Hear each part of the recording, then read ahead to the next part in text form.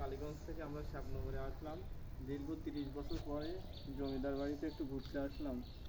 দেখুন জমিদার বাড়িটির কি অবস্থা, যখন তখন ভেঙে যেতে পারে। বাড়িটি পুরাতন হয়ে গেছে অনেক, এবং যখন তখন বাড়িটি ভেঙে চুরে পড়ে যেতে পারে। আর দেখুন চারিদিকে জঙ্গল। আপনারা আগে অনেকে আসছেন, ভিডিও দিতেন, আমার দেখে খুব খারাপ লাগছিল। এই জন্য আমি দীর্ঘ 30 বছর পরে আসলাম জমিদার বাড়িতে।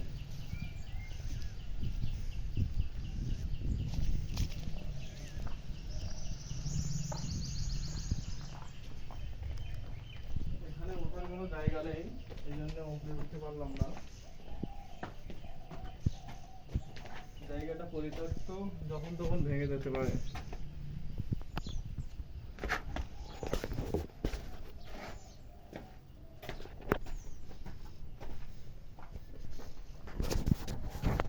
Yes.